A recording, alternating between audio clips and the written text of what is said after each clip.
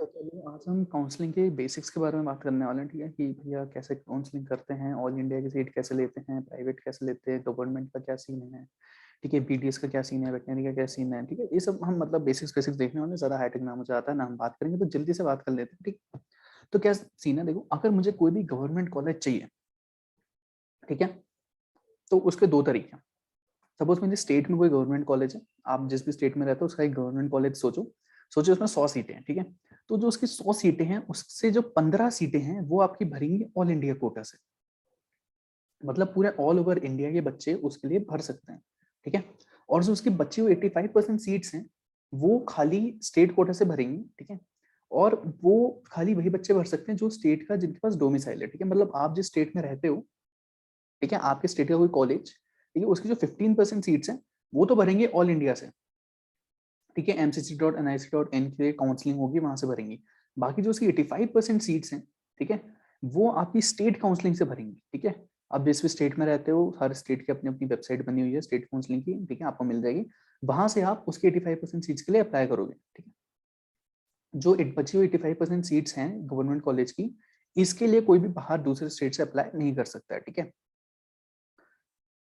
तो जो 15% all India seat Kota की जो सीट्स हैं, ठीक है, इसमें आप दो टाइप से कॉलेजेस के लिए अप्लाई कर सकते हो। पहली चीज है गवर्नमेंट कॉलेजेस, ठीक है, और डीम्ड यूनिवर्सिटीज, ठीक है। डीम्ड यूनिवर्सिटीज की फीस ज्यादा हाई होती है, जैसे केएमसी वगैरह हो गई, कॉलेजेस अच्छे हैं, ठीक है।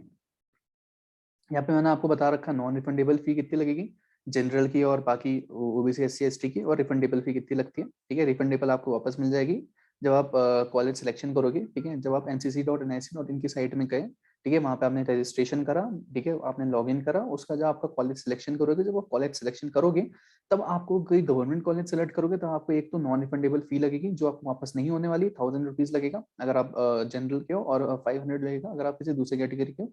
और एक रिफंडेबल फी आपकी कटती है 10,000 अगर आप जनरल के हो, और 5,000 अगर आप ओबीसी एससी एसटी के हो, ठीक है। ये रिफंडेबल फी आपको वापस नहीं होगी, सेम ऐसे डीम्ड यूनिवर्सिटीज के साथ होता है, ठीक है। इसकी रिफंडेबल फी आपको 2 लाख देनी पड़ती है, और नॉन रिफंडेबल 5,000 से 10,000, ठीक है। अब क्या है, तो ये सीन हो गया। और अगर मुझे किसी दूसरे स्टेट का अगर मैं गवर्नमेंट कॉलेज चाहिए, ठीक है, तो मतलब मेरे पास खाली एक तरीका है, वो है 15% ऑल इंडिया कोटा के थ्रू, ठीक है। वहाँ के, अब अगर मुझे कोई, मेरे सपोज मार्क्स उतने ज्यादा नहीं आ रहे, ठीक है, और अब मुझे लेना है कोई प्राइवेट कॉलेज, ठीक है, तो वो कैसे लेते हैं।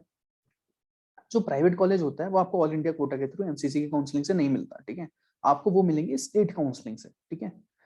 सपोज मेरे उत्तराखंड में कोई अगर प्राइवेट कॉलेज है, मेडिकल कॉलेज, तो उसके लिए मुझे स्टेट काउंसलिंग में रजिस्ट्रेशन करना पड़ेगा, ठीक है, वहां से मुझे वो प्राइवेट कॉलेज मिलेंगे, ठीक है, ओनली स्टेट काउंसलिंग।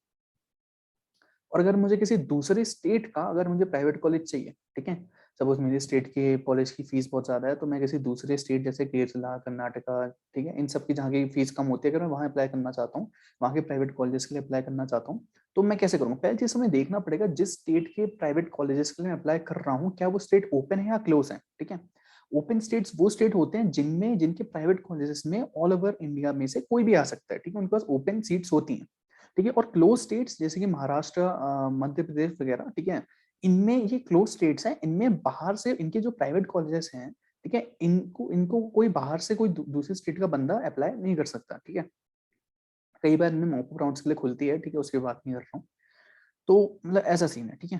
तो प्राइवेट कॉलेजेस का आपको समझ आ गया होगा, ठीक है। तो मतलब सीधी बात है, अगर मुझे राजस्थान का कोई प्राइवेट कॉलेज चाहिए तो मैं राजस्थान की स्टेट काउंसलिंग में रजिस्ट्रेशन करूंगा, ठीक है, फिर वहां से सिलेक्ट करूंगा, ठीक है। तो ऐसा हो गया। अब क्या है कि अगर मुझे अगर बीडीएस में सिलेक्शन करना है, ठीक है, मुझे लग नहीं रहा कि एमबीबीएस में मेरी सीट मिलेगी, ठीक है, अब मुझे चाहिए कोई बीडीएस में, तो बीडीएस में भी आपको mcc.nic.in से आपकी काउंसलिंग होगी, ठीक है, सेम प्रोसीजर है मेडिकल के जैसे। हाँ, अब ये कंफ्यूजन होती है कि स्टेट काउंसलिंग और ऑल इंडिया काउंसलिंग कब होगी, ठीक है। देखो, सबसे पहले आपकी ऑल इंडिया काउंसलिंग होगी, जब उसका राउंड वन खत्म हो जाएगा उसके बाद आपकी स्टेट काउंसलिंग शुरू होती है, फिर इसका राउंड वन शुरू होगा। फिर जब इसका राउंड वन खत्म होगा फिर ऑल इंडिया काउंसलिंग का राउंड टू शुरू होगा।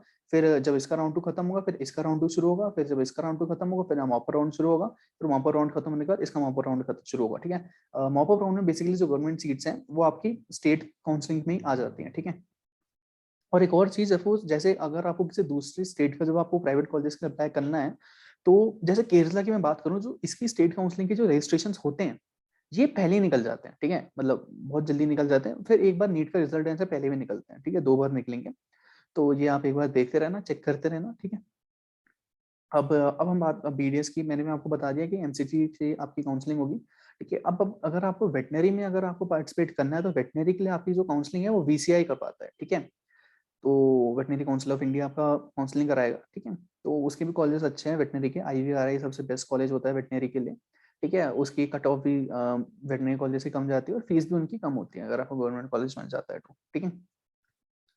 तो ये बेसिकली मैंने सब बता दिया। और हाँ, अगर आपको लगता है कि आप फॉरेन जाना चाहते हो तो हाँ, आपके पास ऑप्शंस हैं, रशिया, यूक्रेन, फिलीपींस वगैरह जाने के, इटली वगैरह भी आप जा सकते हो, ठीक है। फिलीपींस अगर आप जाओगे तो सबसे पहले आपको 2 साल का बीएस करना पड़ेगा, उसके बाद आपको एनएट का एग्जाम क्लियर करोगे, उसके बाद कहीं आपको एमबीबीएस के कॉलेजेस मिलते हैं, ठीक है। और अगर आपको इटली वगैरह जाना है तो वहाँ पे भी आईमेट वगैरह का एग्जाम क्लियर करना पड़ता है, ठीक है। ऐसे कुछ एग्जाम से देख लेना, मुझे ज़्यादा नॉलेज नहीं है, ठीक है। तो ये सारा सीन था। अगर आपको वीडियो अच्छी लगी, कुछ हल्का हल्का समझ आया कि कैसे कैसे क्या सीन है, तो लाइक कर देना, नहीं तो क्या ही जा रहा है। Okay, bye.